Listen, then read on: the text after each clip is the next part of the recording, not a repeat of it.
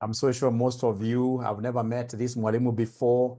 Those of you who have never met this mwalimu before, my name is Dr. Aura and I teach at RCM. I teach all the papers, AFR, AFM, Advanced Management Accounting. And of course, I don't teach alone. I co-teach these papers with great lecturers around. So today we are here simply for what year? For AFR. And today's session will be a great session, ladies and gentlemen. And this is the handout which I'll be using, which I would want to share here. And then please ensure that the handout, you will be able to download it and share it with our colleagues in all the WhatsApp groups that you find yourselves in, all the groups, especially the paid groups. So let me start by sharing this handout here. So we shall do 2 classes covering these theoretical areas. The first one will be today, 1-hour session, another session tomorrow at 4 p.m. Tomorrow at 4 p.m. And then that will be it. Save. And then I come here, ladies and gentlemen, I share this in the group. And I'm so happy because I can see we are 150 students who are thirsty for knowledge.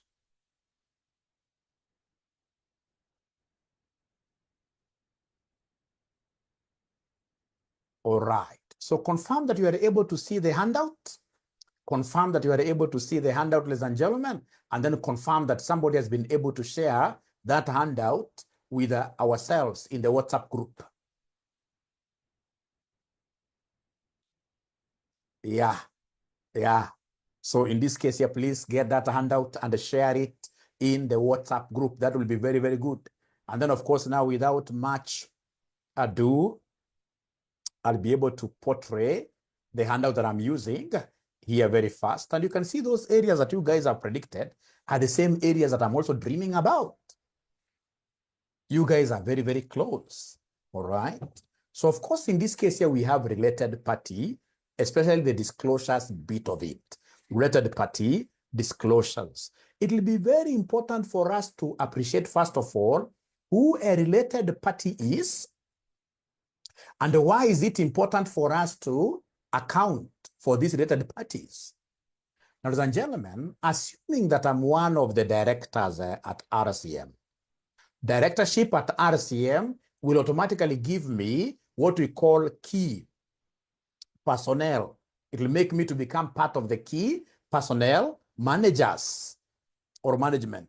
When I'm a key person at RCM, if I'm not watched, chances are I could be, in this case here, the person who does lots of what here, theft in the company. It could be directly or indirectly.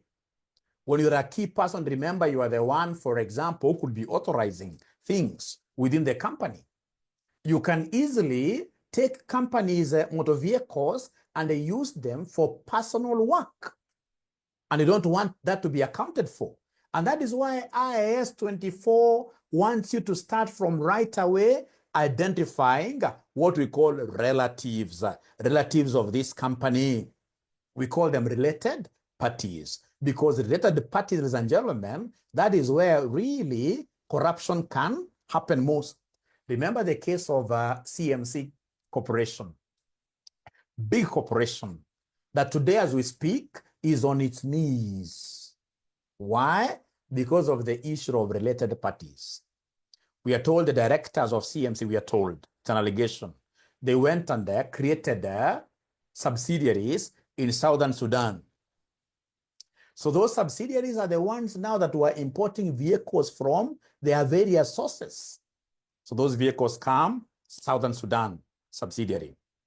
The Southern Sudan subsidiary, now they sell the same vehicles to the Kenya's parent company at a very high price. Of course, the profit earned is distributed to the who is who in Southern Sudan. So then these vehicles now became very expensive in the home market here. Their leasing model could not work because already they had built in an extra price that now people could not even afford them at home here. That mistake arose because of what here? Related parties. So related parties must be identified, and whatever that they do with the company has to be disclosed. Whatever they do with the company has to be disclosed. Whether they buy, for example, motor vehicles at the normal price, like the price in this case here, other customers buy those vehicles at, even if it is a normal, what we call arm's length price, arm's length transaction, so long as it's a transaction between you and your related party, automatically that has to be disclosed in accordance to what we call IAS what year 24. So great, and that is it. So now what I need to do is to come and just read this handout. So who is a related party? It's a person or their close family member is a related party, the reporting entity, if they have control or joint control over the entity. They have significant influence over the entity, are part of the entities or its parent, key management personnel, KMP. When they are entities, two entities are rated if one is a parent or a subsidiary of the other. If one is an associate or a joint venture of the other. A person or close family member who is a related party to one entity has control over the other, has significant influence over the other, is a key management personnel of the other or its parent company. I would want to simplify this. Now, ladies and gentlemen, whenever we talk of related parties, I would want us to be thinking over this. Whenever we talk of related parties, always think about a related party is our parent. If, ladies and gentlemen, we are RCM and we happen to be having a parent company on top of us, then automatically we are related. If RCM, with that parent, we do any business between ourselves, that transaction has to be disclosed. So whenever we talk over associates in this case here will be our related parties. Why? Because of this very, very important concept here. Whenever you see this one here, any company that you have got significant influence, a company that you can go and tell them that, hey, I want you to do A, B, C, D, then that company is your relative. Because you can't just walk to any place and then you start commanding people that are not related to you, people who don't understand you. All right. So anytime they ask you about related parties, you give these examples. Say a company is our related party if it's our parent company. If in this case it is our associate. Ladies and gentlemen, if it is what here, our subsidiary. If in this case, ladies and gentlemen, we have key management people, the directors, those are our related parties. All right. Those are our related parties. If we have a pension plan, it's not mentioned here. A pension plan, ladies and gentlemen, is your related party. If you look at the University of Nairobi, they have what we call the UniPen, yeah, which is a scheme for those professors, for those lecturers, and of course, admin staff. Automatically, University of Nairobi must be able to account for UniPen, which is their pension scheme, as a related party. All right. So whatever that happens between the pension scheme and the parent company and the University of Nairobi, then that has to be disclosed. Now, why is it important for us to disclose these related parties? It ensures transparency, because I've told you, mostly theft will happen between these related parties. And that is why whenever you have, for example, what we call internal sales, intra-sales, such sales is normally deemed to be fake. It's fake. All right. It has to be eliminated. I know you guys have done group consolidation. Why are we eliminating it? It's because of that relationship. Because whatever you are earning from a related party cannot be real business, cannot be genuine business. According to IAS 24, business, genuine business, is what comes from third parties, not related parties. Related parties, we really need to monitor quite closely, So then, what is a related party transaction? Any transfer of resources. When you transfer resources, it could be monetary or non-monetary. When you transfer resources, you offer services to a related party, or even obligations, transfer of obligations. You've decided to take a loan on behalf of your related party, that automatically will be a related party transaction. Price may or may not be, even if you are given for free, so long as it's movement of resources from one related entity to another relative, automatically data has to be disclosed. So example, sales to a related party, that has to be disclosed, loans, provision of services, asset transfers, etc. And we were reading here, why are these related party disclosures important?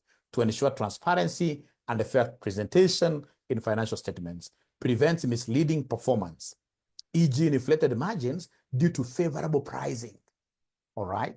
You know, if they're not careful, normally for these directors to meet their key performance indicators, at the end of the year, they have to prove that for sure they pushed their sales up there, that their sales were very good. At the end of the year, what most of them will do is to ask a subsidiary, you call over and place an order, we even sell to you physically. I mean, that then has to be disclosed. We must be able to know why a subsidiary towards the end of the year was buying goods worth millions and millions. All right. And of course, that sale will be cancelled anyway. Yeah, it's very important for the users of financial statements to know exactly what is happening with these related parties here. So users of financial statements, they rely on full disclosure to assess risk and performance. Ladies and gentlemen, look at, for example, what happened with this big SACCO. I'm forgetting its name. This SACCO that is collapsing, the one that is supposed to be the mother of all SACCOs, quite a tragedy. Is there somebody who is able to remember that SACCO? Cusco, yes. Look at what happened with Cusco. The directors themselves, in this case here, were giving themselves huge loans and guaranteed loans.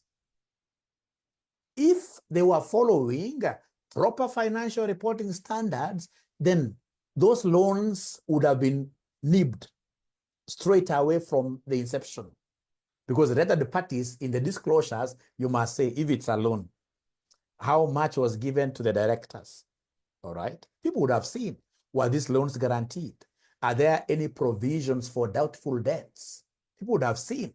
But because that loan system happened for so long and there were no proper disclosures, then now what is being seen there came to pass. The same in this case here happened with Chase Bank. So whenever we talk of related parties, ladies and gentlemen, it's very, very important for you, especially for those of you who are, for example, working at KRA. I mean, why would people open so many companies? So assuming, for example, we have RCM, we have RCM College underneath, we have RCM Publishers, it's because these people would want to play around with things. So then the very first thing you go as an auditor when you are asking here, ask something to do with IAS 24. Have you been able to map out your related parties? Let them give you those documents. This document, go to the register of companies and check. How many shares do they have? Is it a subsidiary? Is it an associate? etc. In between the year, were they able to do any business? Get a bank statement. Check whether there is transfer of resources between these two companies. All right. So it will be very, very important for that transparency. So we have those common examples. And then now this is the most important. If you look at your past paper, they always ask about disclosure requirements. What is it that must be disclosed?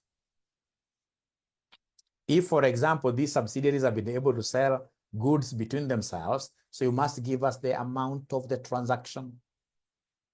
If it is directors, you must tell us, Joshua Aura is a director of this particular circle, and in the year he took a loan worth 10 million. You must always mention like that. And then at the end of the year, when you're giving us a statement of financial position, you must give us outstanding balances. He took 10 million at the beginning of the year. By the end of the year, he's left with this amount. So you as an auditor will be able to see this gentleman took 10 million, and at the end of the year, he has 10 million plus interest. So he's not repaying. These are risks. Allowance for doubtful debts. Remember, these people, when they want to steal from the company, they'll want to say that these debts now cannot be paid back. You can imagine how people can be bad. So they want all that amount being written off. So ask yourself, in between these related parties, do we have any doubtful debts? If there are any doubtful debts, then you should be able to put a red flag. But for now, what we are looking ourselves is the disclosure. Also disclose the name of the parent and the ultimate controlling party if different. What in this case here nowadays, they are calling what here? The beneficiary, the ultimate beneficiary. Ultimate beneficiary, because nowadays what happens? If RCM or rather Joshua Aura wants to open a new company, I will simply go and put RCM. If RCM is my company, I'll go and open a company called ABC. And then say that this company ABC is owned by RCM, 100% shares. And then I put a director there, somebody very different, because the director can always remove anytime. Nowadays, everybody is asking for the beneficial owner. Yeah. So who is the residual? Who is the ultimate beneficial owner? So if you say a company is owning company ABC called RCM, who is the owner of RCM? All right. So you must give us the name of the parent and the ultimate controlling party if different. For key management personnel, because this is where we expect theft to happen, you must give us total compensation. How much did Aura earn from RCM in the year? When they retire from this place, do we have in this case here some pension arrangements, post-employment benefits, other long-term benefits, termination benefits? Do they have in this case here any share options? So the share-based payments, you must be able to give us this. Ladies and gentlemen, in this case, the most important thing that you're supposed to be able to disclose here, the relationships are very, very important. It doesn't matter whether it's a market or not, so long as you have been able to transact, there's movement of goods, whether you bought or not, that has to be disclosed. And then, of course, if there are any bad debts arising out of these related parties, you must give us the impact on the financial statements. All right. So practice question, perhaps I should be able to give you this practice question from the Kaplan ACCA kit for you to be able to practice on your own. It's called STEMP. When I give you the book, you simply go and type there, search STEMP to be able to get there. All right. So is there any question regarding this, ladies and gentlemen, or can I very fast go to integrated reporting? Remember, it's not about you cramming, it's about you getting this thing at a high level.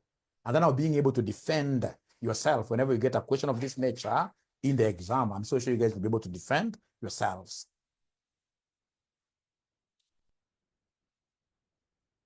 So can I go to something different?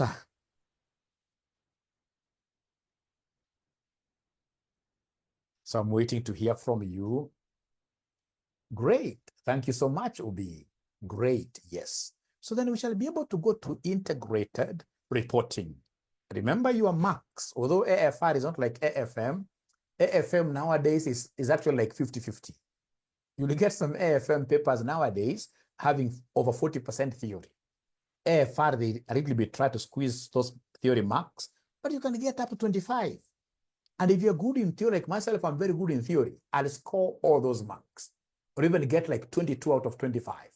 The moment I get 22, you'll be looking for very few marks for you to pass this paper. Very few marks. At times, I normally tell my students, when you get yourself getting a fail in some of these papers, then trust you me, there is a problem somewhere. Perhaps you're so busy for this paper or something. Because like all the theories of the AFR, we shall be able to handle them. They are easy papers. So in this case, I've been able to do AFR theory papers very well, get a question on a group consolidation. I don't need to get 100% perfection in everything that you do. Perfection is very, very expensive. Never aspire to be perfect. So don't look for 100% in a theory question. Not theory, but a comprehension question. It's about those entries. There are entries that you must adjust very fast, and then you get marks, Perfection is very, very costly. Even in marriage, if you seek for perfection in marriage, you shall part ways. You shall part ways. There is nothing that is perfect in this world. Nothing is perfect in this world. So you get one question here, you get cash flow. Cash flow, I've also taught you the shortcut. Have you guys ever watched any of my video that is talking about shortcuts when you're computing cash flow statements? You need to watch this in YouTube. If you haven't watched yet, I'll be able to show you that shortcut. It's not about balancing. If you go balancing a question, I will teach you again next semester. That one I'm so sure of. Because it takes quite a lot to balance a question. If you try balancing a question, you will do one question with more than 1.5 hours. That's a recipe for failure. Every question maximum should be 37 minutes. 37 minutes.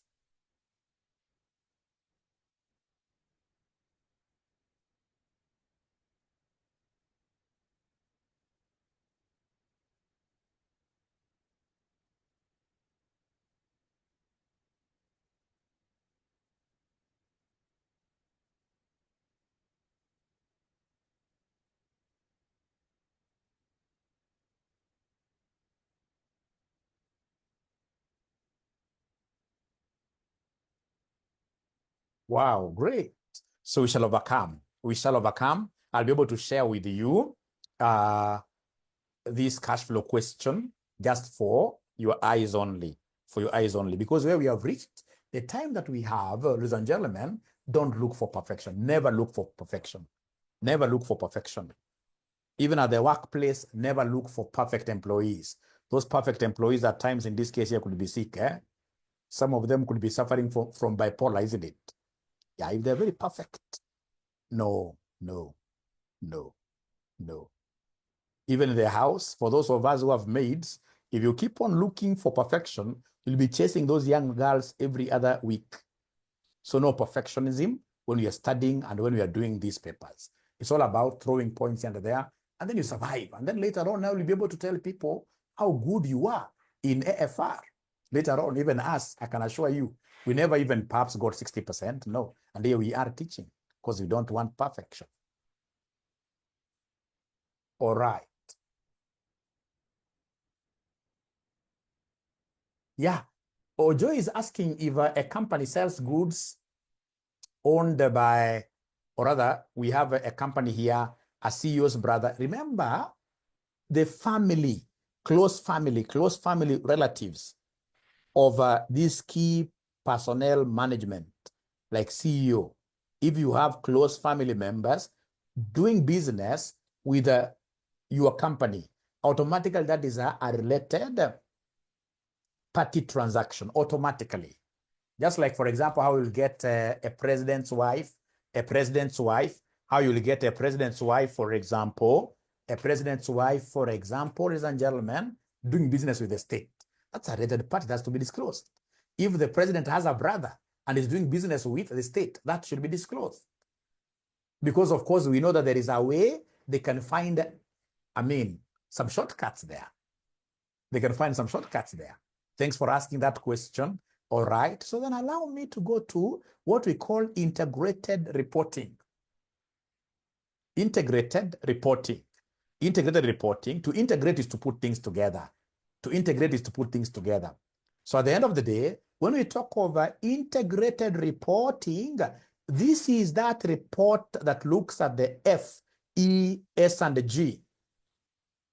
Yeah, the sub-reports. These are F, E, S, and the G. Yeah, so you take the financials. We have, in this case here, the environmental reports. We have social and the governance reports. All of them you integrate and put them together on one report known as an integrated report. FESG. I hope you've been able to take your notes down slowly there. You take your financials, and I should be able to download. Is there somebody who can easily download EABL Integrated Report 2022? Integrated report for whichever year. Even the 2024 one is out. These guys are great. They have been able to finish their audit. Oh, right. Great.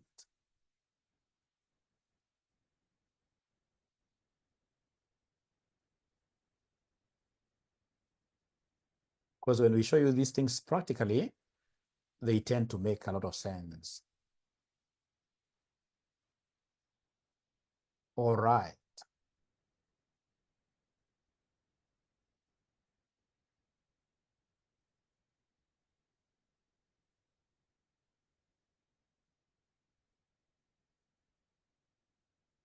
Oh, November.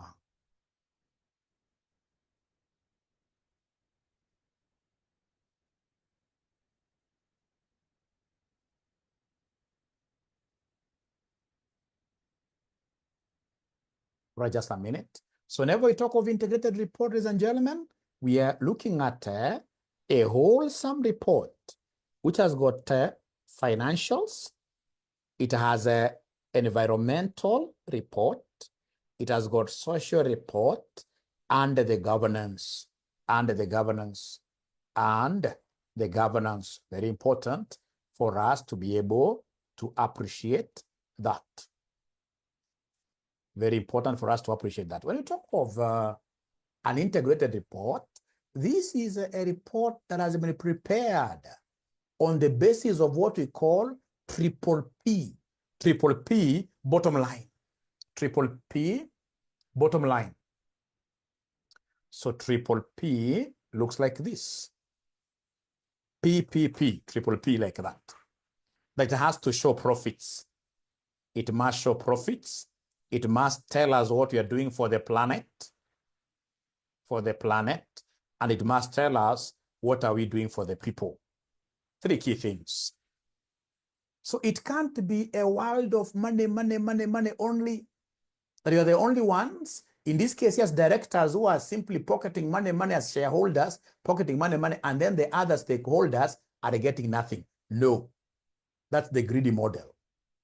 We started this company together. All of us as employees are working in this company together. Should we have some fruits, great fruits coming out of our labor, then we should be able to share equitably. The people must be happy.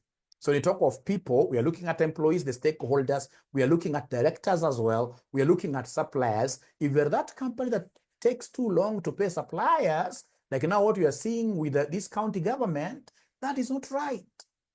Integrated reporting is all about increasing the happiness index for all the stakeholders, people, very, very important, all. So for example, we are running a multi-billion company. If you're running a multi-billion company, then what are we doing to our surrounding community? Do we have some quota system that is able to guarantee the people who are giving us even security to be around here? They're able to buy our goods. Do we have some special reservations for them in terms of jobs? Are we building schools for them? Are we doing boreholes for them? All right. So the people must be happy. CSR, yes, the people must be happy. The planet, of course, we expect to plow back because we consume so much from this planet.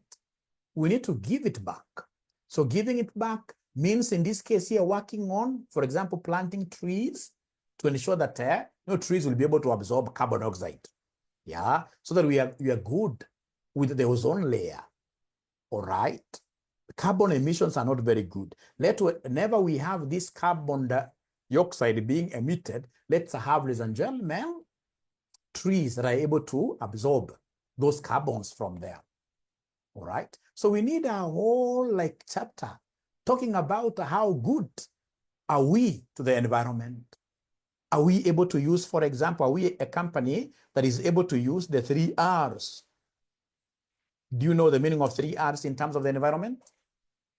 3 R's, somebody who can talk about 3 R's? Because we can't talk about planet if you're not very good with these 3 R's. Like Stanchart, I&M, you can see the kind of headquarters they have come up with at Westlands. They're green. They've gone green. So the 3 R's, I'm waiting to see somebody will be able to say something about the 3 R's. Reuse. The David is water simply because somebody has gone and washed just their hands like this. We should not have this water just going to the soil like that. That water should be passed through some kind of purification exercise, and then the same water comes back. It may not come back for drinking purposes, but some other uses there. So we must be able to reuse our resources. We have recycle. And then we have, of course, in this case, the concept of what here? Reduce. Yeah, so if it is paperwork, for example, you can have a policy like, we shall not be printing every other thing that we come across in the company.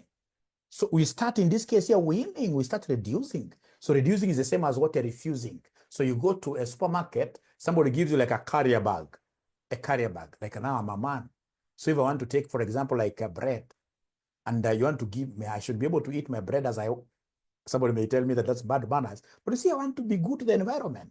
So it is a reuse, recycle, reduce, or refuse. Refuse. So for example, if you are doing photocopying and you are photocopied on this just one side of the paper, bad companies, they will throw these papers. No. Good companies, ladies and gentlemen, should be able to retain this paper and reuse the other side. Do we have somebody who is working for a very good company, a company that you'll be able to say that is very good to the environment, which have an environmental management policy that really does the things that we're discussing here today? Anybody who is working for a company that is very environmental, conscious, sensitive? But if you just start producing papers anyhow, you can even be sacked. Like embracing of e-library, that's very good. And such companies, they pay very good salaries. Such companies, they pay very good salaries. Printing for signing is a no. All documents signed electronically. Those are the best kind of companies I like. Iko mwingine, kila kitu ni paperwork. Not knowing that these papers are being sourced from trees. They are being sourced from trees. All right. So if you allow me now with that background, I'll be able to just go through this concept of integrated reporting pretty fast, and then we get out of waste collectors are supported by a company to invest in recycling. Lizzie, this is a very good company. How I wish I get to, this is a very, very good company. That the waste collectors, you would want to know where are they taking their waste. And if possible, we assist them. We invest in their recycling plants. That's a very good company, Lizzie. I don't mind being your auditors in the near future. I also run a very good audit firm, which is sensitive to issues of what here, environment. We always audit. We have key audit areas that we look at.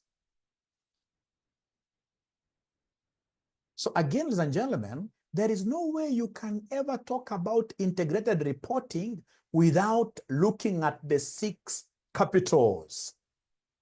The 6 capitals. Lucy, thank you so much. Water harvesting. Iko mwingine tu ameweka tu mabati hata kwa nyumba yake. Mvua ikinyesha yote kwa mchanga. Wewe sasa uangalie, unataka dunia ikuje kuwa moto tukufe sisi wote, unataka tuende wapi? That water has to be harvested. Have these roto tanks. All right? Yeah, you must harvest. Actually, in other countries, having good harvesting, water harvesting systems is compulsory. You can't be given a license to build a house until you prove. All right? Thank you so much. So then, but do you know the 6 capitals of integrated reporting? Do you know them? Do you know them? Do you know them? The 6 capitals of integrated reporting. Human capital, I love that, Catherine. Yeah, human capital. These people must be happy. We must be sponsoring them to go and study at RCM. Like now I'm happy because most of you, a big percentage of our students from KRA, students in this case here from the Office of the Auditor General, and most constituencies, they are paying for their students, or rather for their employees to study at RCM. That is really good. They're investing in the people. So we have intellectual capital, I love that. We have financial capital, yeah, social and relational capital. We have natural capital. Thank you very much. Yeah, so those are things I expect you guys to be knowing. So we have here, this integrated reporting shows how an organization creates value in the short term, medium, and long term. If, ladies and gentlemen, you are only thinking about shareholders' profitability, then you shall be able to sacrifice so many things. If you're only looking at the financials, trust you me, we shall not be able to invest in the environment. We shall not be able to invest in our people's social angle. We shall not be able to invest in our governance, and thereby we shall kill the whole internal control system. So for us to be there in the long term, for us to experience what we call longevity, we need to think about integrated reporting. And integrated reporting is how do we do investments in a way that we shall be able to create value in the short, medium, and long term. Value creation is based on 6 capitals. We have financial capital, money and funding.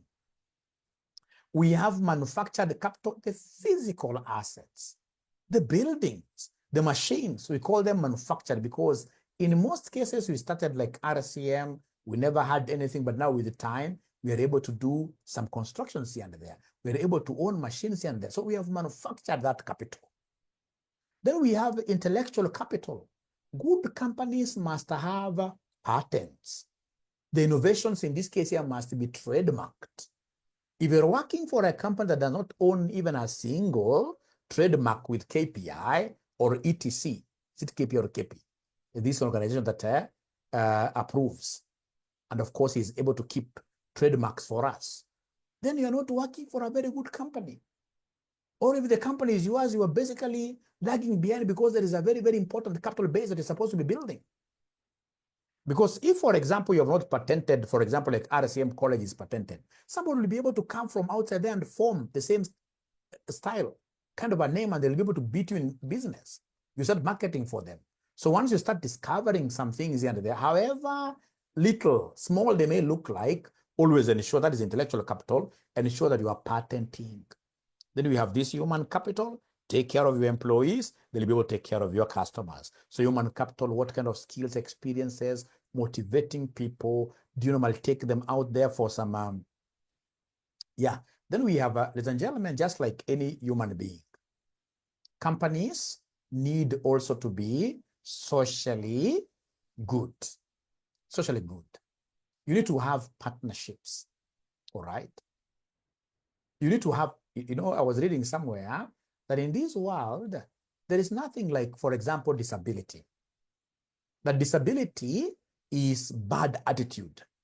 Bad attitude. You know, money is always with the people. If you are that type of a person who cannot walk out there, try in this case here to be nice to others, try to help others, get to some of these clubs, for example, like Toastmasters, where basically you are talking about yourself, you are mingling with others in golf clubs, you will not be able to make much. So in this case here, also a company needs what we call social capital. So like, for example, as a RCM, when we sponsor, like now we have these maths, you must have seen us doing these maths competitions, sponsorships. Like on the 18th of May, we shall be in KISI school. And we have invited 46 schools there to come and fight for our trophies. It's quite an expensive affair. That is 18th. Is it 17th? We shall be at Machakos High School. All right. We simply want to be nice with these future potential customers of ours in the future. So we start something small like this. At the end of the day, it shall become what you're very, very big. So we need to be social, because without these human beings outside here, without our sister companies outside here, Without our competitors, we will not be where we are today. So you need these corporate social responsibility programs. All right. So we have here social and relationship capital, partnerships, reputation, stakeholder networks, and then we have the natural capital. So natural capital, of course, we need sunshine, we need water, we need minerals. So we know that all these natural capital resources will be depleted. So what are we doing about them ourselves? If you look at your past papers, you must have seen a question telling you to describe, to explain the 6 capitals of IR, the 6 capitals of integrated reporting. So please, you should never forget them. It's very, very important. It's very, very important. Yeah, great, Francisca. We shall be there. One of the fine days, we shall be up there.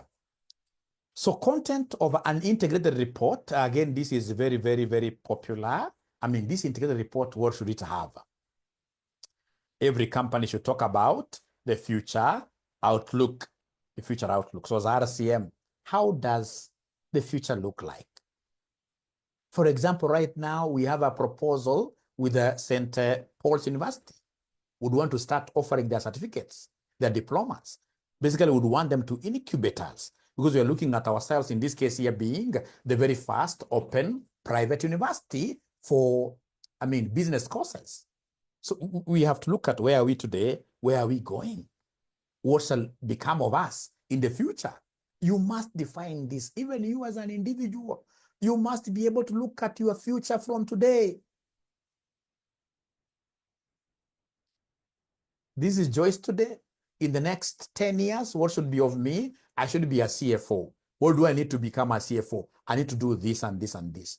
10 years from today, I should be having 6 kids. Yes, the more the kids, the better. We'll discuss about that in a few minutes. So give us the organizational overview. Yeah, where do we start from? What are we doing today? What type of products are we having here? All right. Business model to avoid issues of people thinking that you are doing wash business, money laundering. You must tell us, how do you make a coin outside? If it's RCM, we make our coins by teaching students. So you must tell us your business model. If it's EABL, they'll tell you that they are basically converting grain to a very special drink that they put in a glass, grain to glass, and then they sell. So you must give us that chronology. You must give us that particular process that you're using to be able to get what here, to get money. Then you must tell us your strategy. What is your strategy? And of course, these strategies need resources. How are you allocating resources? And then, of course, you must discuss what we call performance, especially the key management staff, the COO, the CEO, the CFO, and the chairman of the board.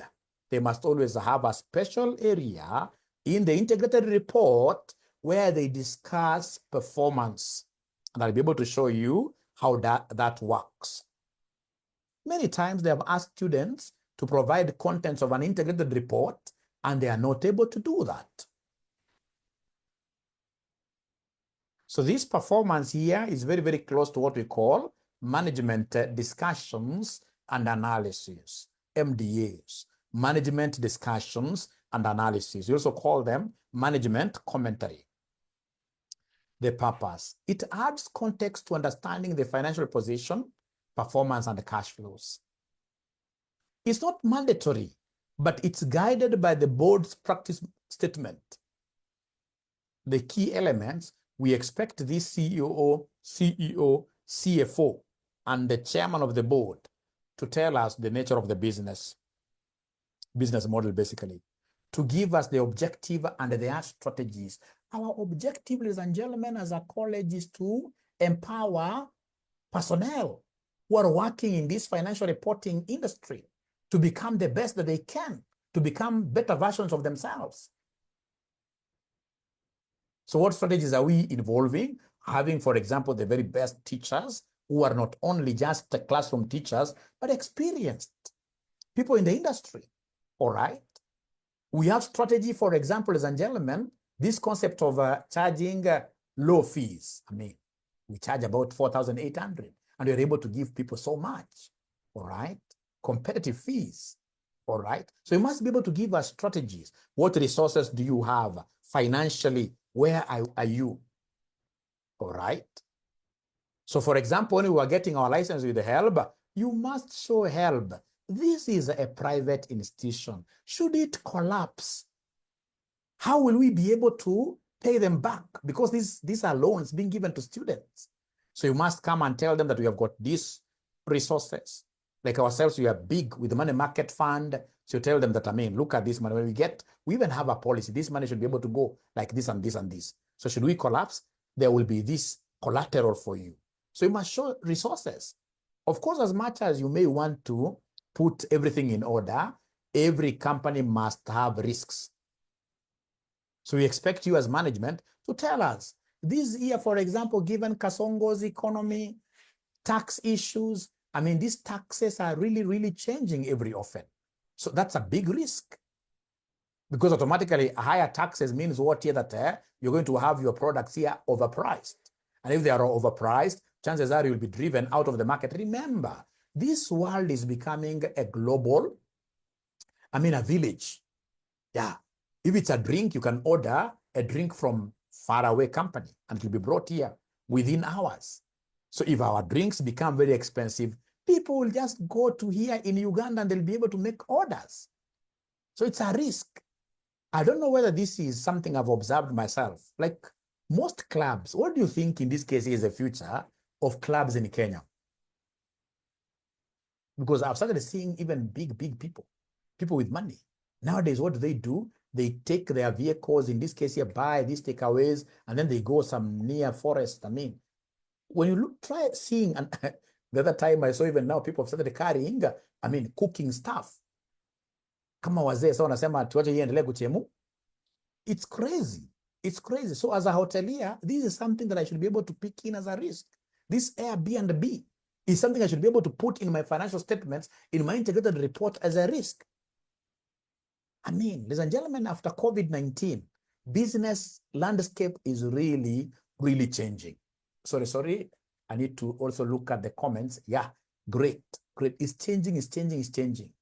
That is why the other time I was having a discussion with some vice chancellor.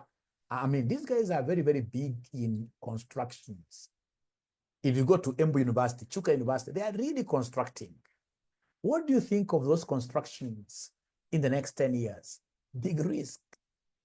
There will be very few people who will be going to those confines of 4 walls to study.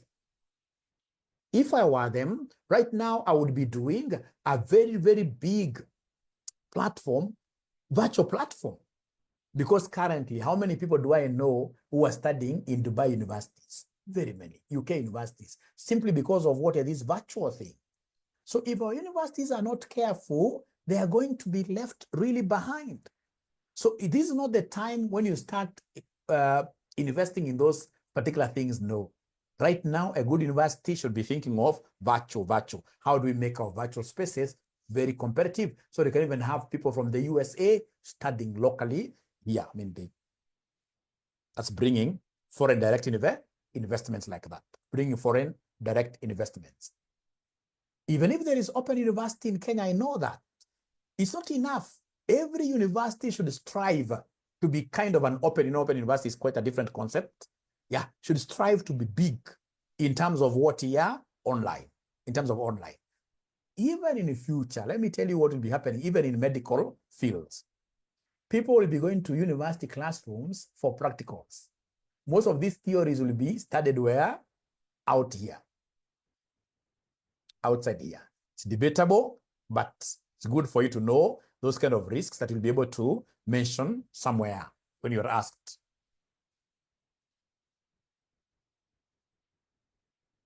All right. So we have here relationships, very, very important. Results and the future prospects.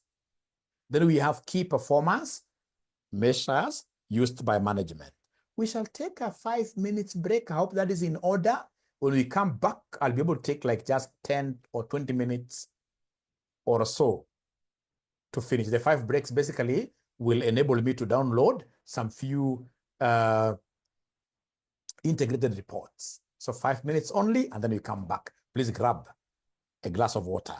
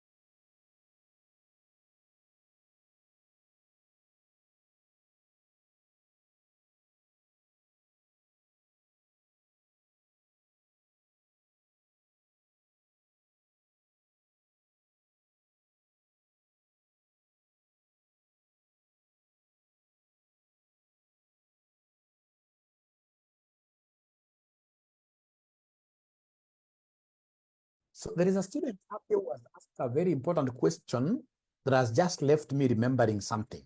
Very important thing. I would have forgotten to capture this. A student who has asked a question here, Naftal Ojowi. This is a new student, I think, at RCM, but he's asking very good questions. Do we have a concept like connectivity of information in integrated reporting? Yes. There is one whole section that is highly examined, which I was almost forgetting. Thank you very much, Ojowi. When people will be going to heaven, you should go to heaven. So we have what we call principles of integrated reporting. Anytime you are coming up with an integrated report, there are those principles that guide you. For example, we have a principle called materiality. So under materiality, we should only include items of substance. We should not have, in this case here, immaterial things appearing in our statement. So the only stuff that should be in our integrated report should be what is able to influence decisions of the users of the financial statements. That is principle number 1, materiality. Only include material things. Those things that you know will be able to influence decision-making process of the users. That's number 1. Number 2, we have what we call connectivity of information. Remember, we have got various types of information in terms of IR, various types. For example, we have a financial and non-financial. You should be able to tell us, and the financial profits went up like this. And out of these extra profits, then we connect these to, for example, motivating people. For example, engaging in CSR. this CSR that we engage in, how is it connected to financials? Because these things are cyclic. You do a CSR, you plant trees, you thought that it's a cost to you, but later on you get so many guys coming up. You know, we saw you guys planting trees and we fell in love with your company. We saw you guys doing high school mathematics contests, sponsoring them. And now here we are as a student. So out of this CSR, so all those informations should be highly connected. So connectivity of what here information is a key principle. Even the 6 capitals, they're supposed to be very, very much connected. So if it's financial, this year, were you able to retain something out of your profits here to boost your manufactured capital? Are you sponsoring any innovation? When you sponsor innovation, then automatically that means what here? Removing some money from financials and taking it to intellectual capital.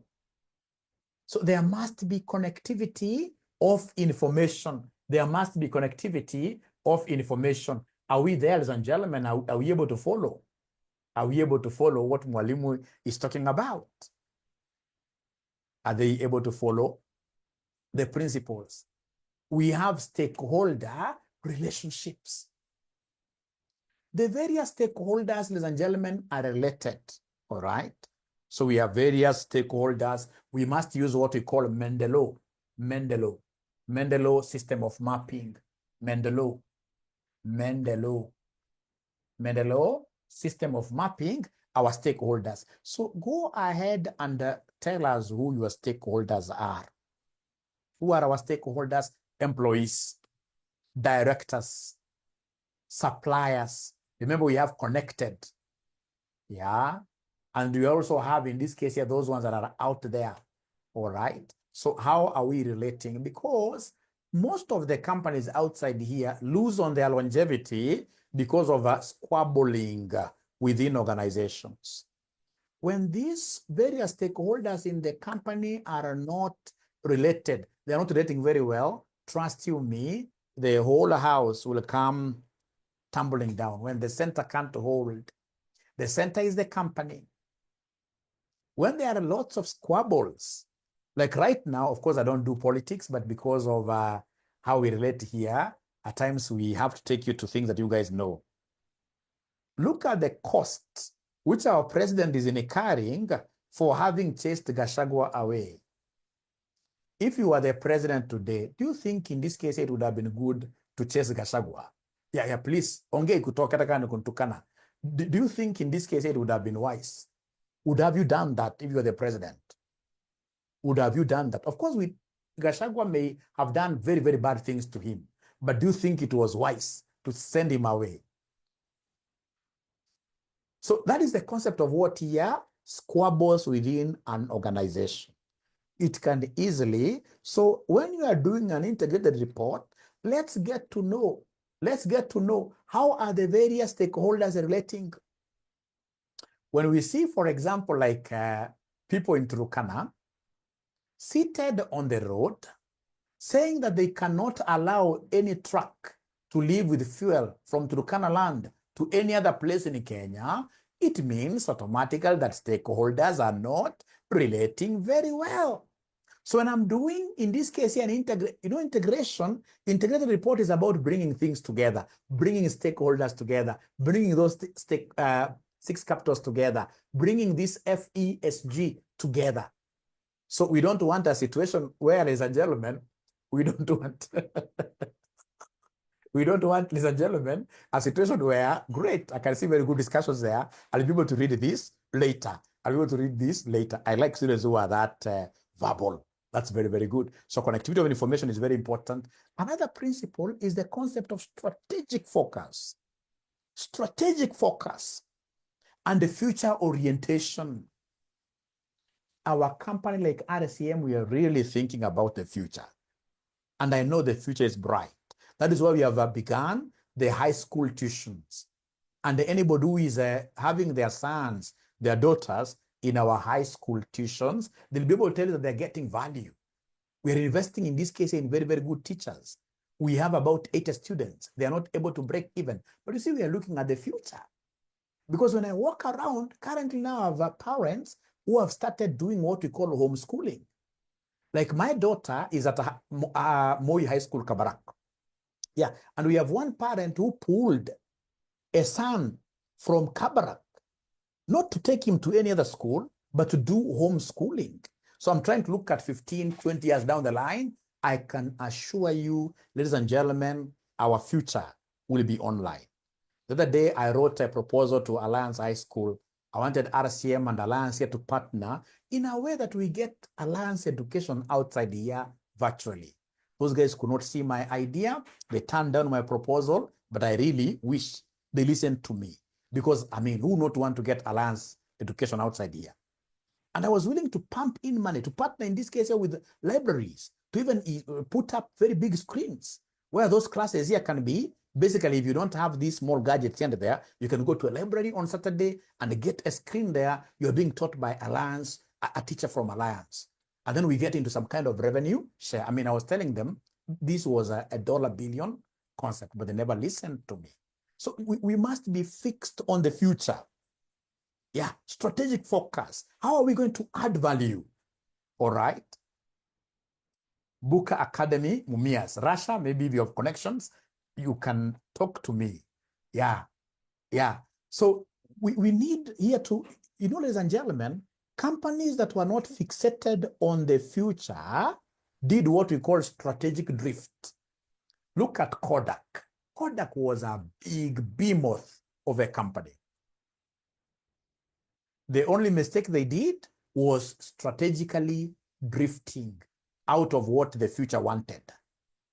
They still wanted you to, they used to use that, what concept was that? Quite an old way of photography, where they come and they take you through a photo, your snap, and then they return that photo to you like after a week.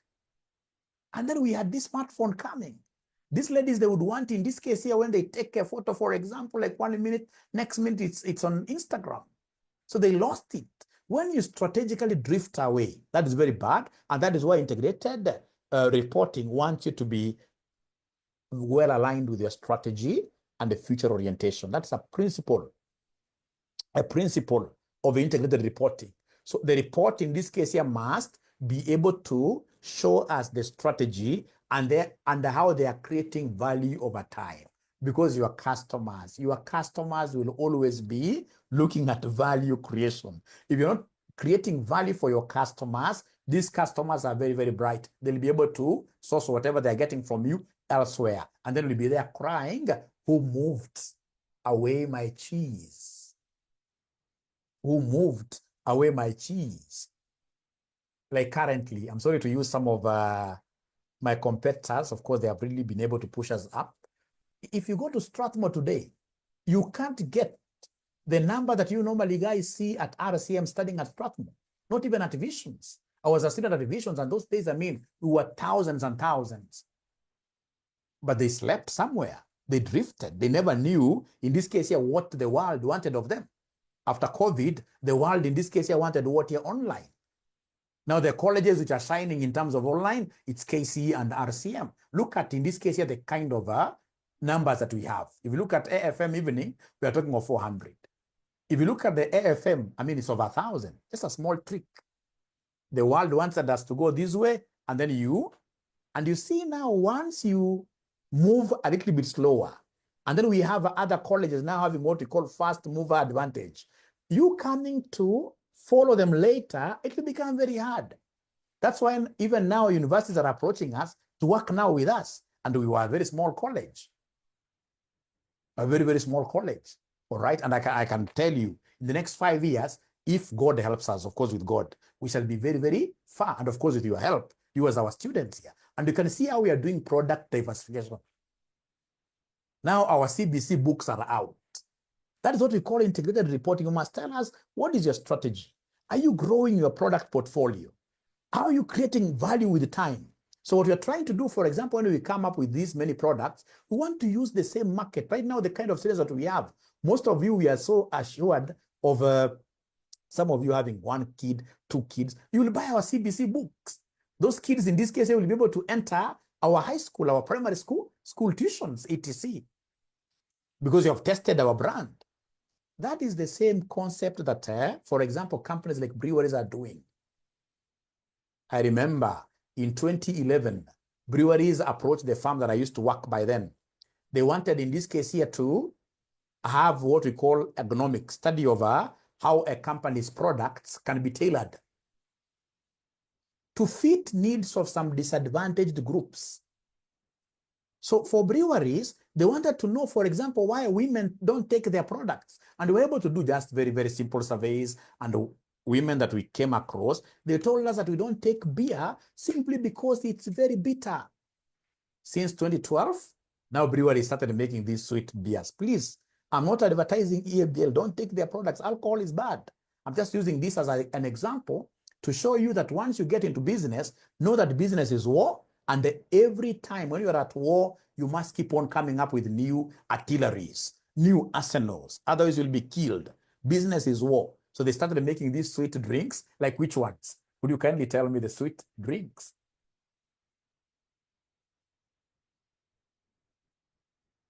Oh, reactive instead of, okay, great.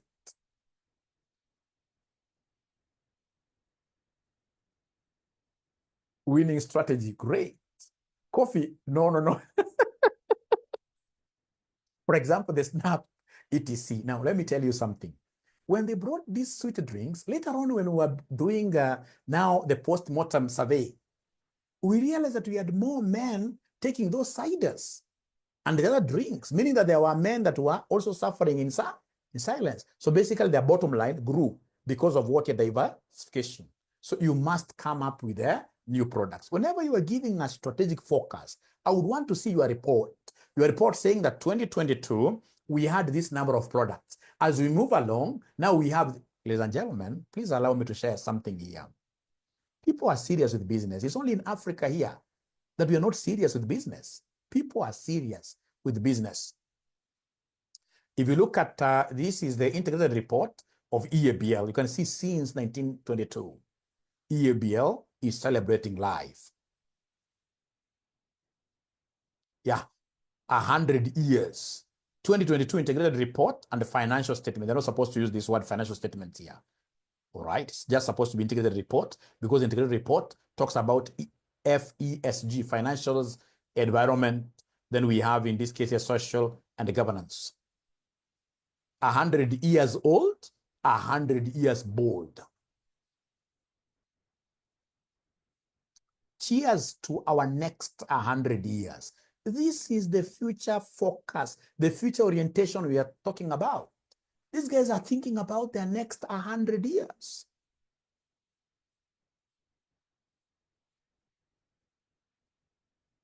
A 100 years of creating value. So you can see from 1922, it was just a small KBL incorporated there. You can be able to see it along Thika Road, the very old buildings that have never even been demolished. And then here, of course, there was a game changer when Diageo acquired majority control of EABL. Diageo is a British firm. All right. Now they are in Uganda. They are listed there. They are listed there. All right. So you can see this old building over there. So, ladies and gentlemen, what I would want to show you here is basically the management commentary about this report. The integrated report for the fiscal year ended 30th June 2022 provides a holistic view of EABL.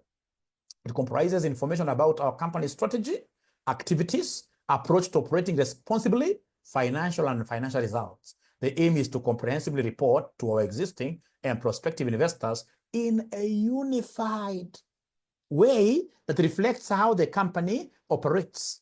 Framework, of course, it's IFRS.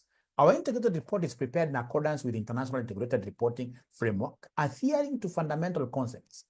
The annual financial statements were prepared in accordance with IFRS. The report is part of our commitment to being transparent because when you talk of integrated reporting, it's all about transparency and accountable to our stakeholders. The group constantly considers whether there are additional reporting frameworks or metrics we could use to enhance our disclosures. I know in this case here that their auditors are PwC. We hope very soon they will be able to take some of us, these local auditing firms like AURA and CORE, to also audit their systems, their company. So table of contents, you can see how this thing looks like. Interesting. Integrated report.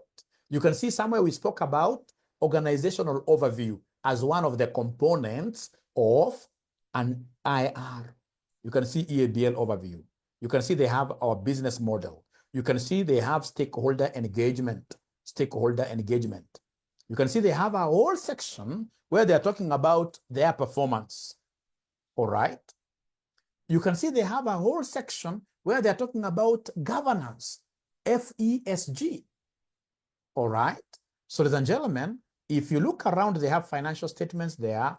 There must be a section, it may not be directly stated here, but there must be a section where they're talking about environment. There must be a section where they're talking about environment. It must be there.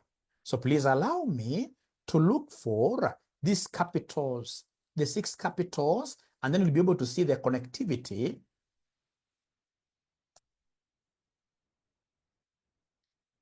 Yeah, like you can see their business model. We are a proud grain to glass business with consumer at the heart of our business. Our business operates with the simple purpose of supporting our consumers in celebrating life every day, everywhere. This can be a very good tagline for online classes. Great. Financial capital.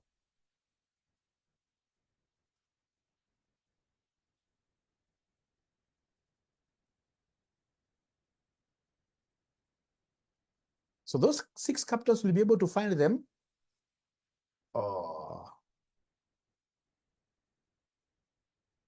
I wanted you to see where they are talking about their manufactured capital. Manufactured capital. Anyway, we shall overcome. We shall overcome.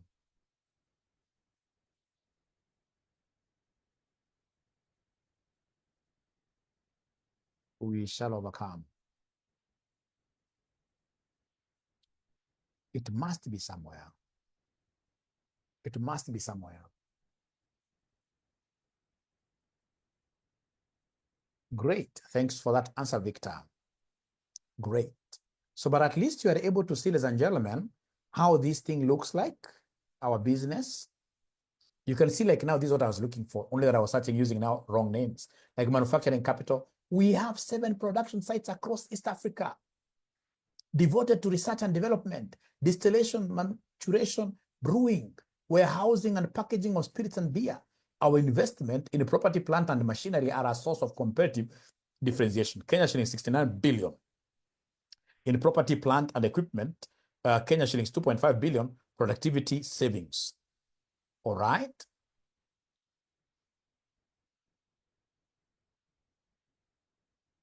You can see social and relationship capital. They haven't organized them very well. We continue investing in communities where we live, work and sell. We are committed to do our business the right way from grain to glass. From grain to glass. Human and intellectual capital. We are proud of our people whose passion, commitment, and specialist skills make the difference. Championing inclusion and diversity is fundamental to driving engagement and achieving the best possible outcome for our business. 2,000 full-time employees and contractors is very good HR. 31% gender diversity across EABL, inclusivity for sure. 36% senior leadership roles are held by women. They should have also spoken about disability. We have to walk this journey with those of us who are disabled. People living with this, for example, albinism, etc. You can see 95% of our water waste is recycled. 362,248 meter cubed of water replenished and reused. 0 total waste to landfill from our direct operations here. Natural capital, we recognize that the threats to our environment are urgent and growing, and we are committed to taking actions to preserve the scarce resources. And you can see all these things are really interconnected. Yeah. Biomass plant to help reduce 42,000 tons of our carbon footprint, 91% of renewable electricity utilized across our direct operations. Our contribution to the United Nations Sustainable Development Goals, SDGs, sustainable sourcing, manufacturing, reducing carbon emissions, inclusivity and diversity. I would want to read what they have here.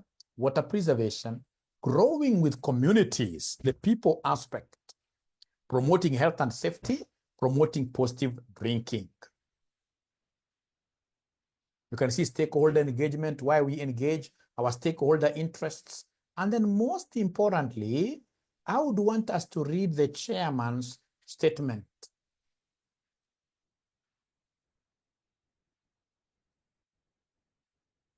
Yeah, I told you about management discussions and analysis, the management commentaries. Ladies and gentlemen, most of you after 3 to 5 years, you will become CFOs. You'll become CEOs. Yeah, like I've taught very, very many people, like Joshua Igara, the former CEO, KCB, was my student. Now he's at Stanbic. Yeah, great gentleman, great gentleman. And of course, I know what these guys did. And you guys are not far away from what they did. So I know 3, 4, 5 years, you guys will be there. Even currently, like now in this group, there must be an MCA. There must be an MCA in this group. There must be, for example, I mean, you guys, I'm so sure some of you are really holding very, very senior positions. The only thing we need to pray for is CPA ingiane. CPA na fungia hapa na pale ingiane. So you will be required to write this kind of statements here. Look at how these guys are writing here. So you guys know Martin Odur.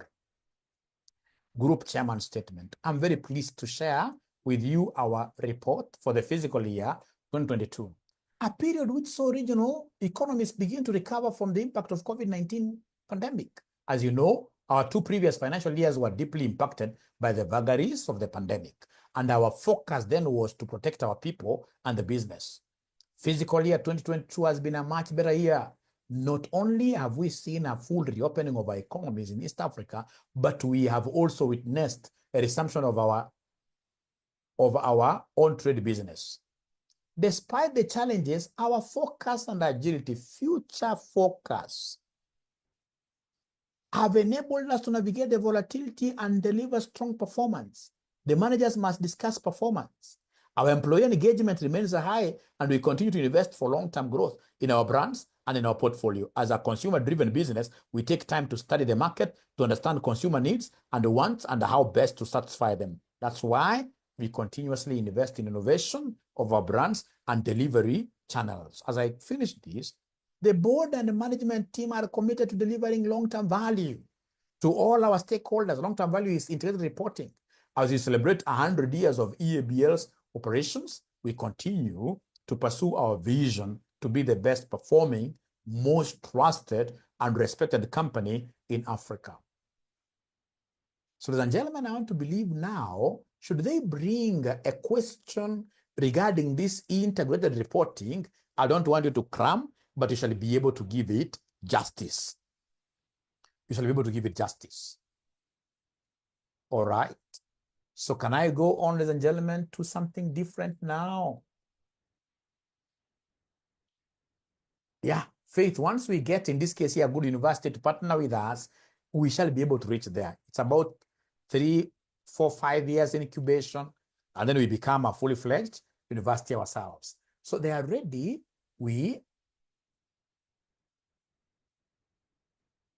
Wow, thank you so much, Lizzie. This is very good. Very good. Very good. I'll be able to, this is very good. Yeah, please join us. Join us. Yeah, great. Victor has been able to address that. Thank you so much. Thank you so much.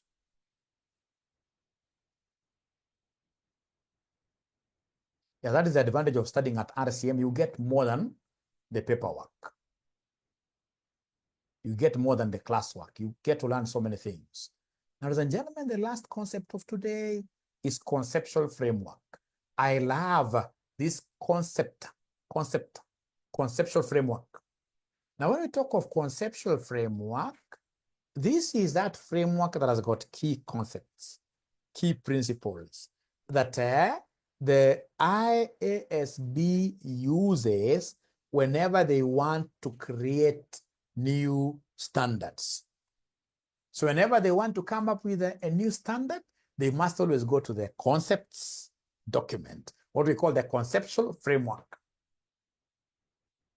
So conceptual framework is what the Bible is to a Christian. It is what the Quran is to a Muslim. Anytime, ladies and gentlemen, if you are a good Christian, when you are down, or you would want, in this case, here, some kind of great motivation, you should always be making reference to the Bible. You go back to the Bible, look at this quote from here, then you feel rejuvenated, you feel nice. The same case with this conceptual framework. The ISB will use it, will always make reference to it whenever they are coming up with a new standard.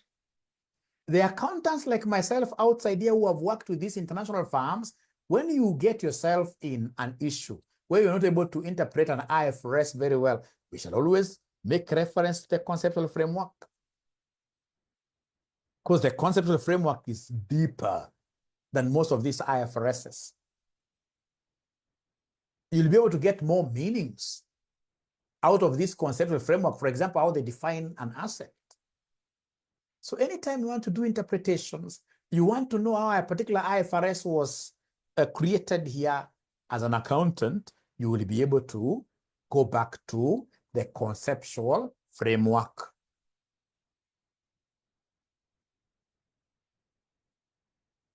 So the conceptual framework is a set of principles and guidelines that support the preparation and the interpretation of financial statements under IFRS. Wow, okay. Purposes, stroke importance of the conceptual framework assists the IASB in developing and revising IFRS standards consistently. It guides preparers when no specific IFRS standard applies or when there is a choice of accounting policies. So for example, if we would want to account for Bitcoins, your company has Bitcoins, and then of course there is no IFRS on Bitcoins, then the very best is to go back to this conceptual framework. You as an accountant, try to read this conceptual framework and see, are these Bitcoins really assets? So are they able to create cash flows for you in the future? So then if there is no IFRS, you will be able to go back here. It helps us understand and interpret IFRS standards clearly and consistently, promotes consistency in accounting across different companies and industries, provides a foundation for developing accounting policies based. So this conceptual framework provides a foundation for creation of IFRS. It provides a foundation for creation of accounting policies. It helps us interpret and understand the IFRSs. I mean, there are so many points that you guys will be able to read. Otherwise, that now marks the end of my today's theory class. It will be my pleasure meeting you again tomorrow at 4 p.m. for about an hour, where in this case, the very first stuff will be about the processes that we go through whenever you want to create IFRSs. That could be there in your exam. Thank you so much. Be blessed. And of course, those students who are following me on YouTube, you should be able to subscribe, comment, and ensure that you do what here? You share this link with all your friends. Bye. Thank you.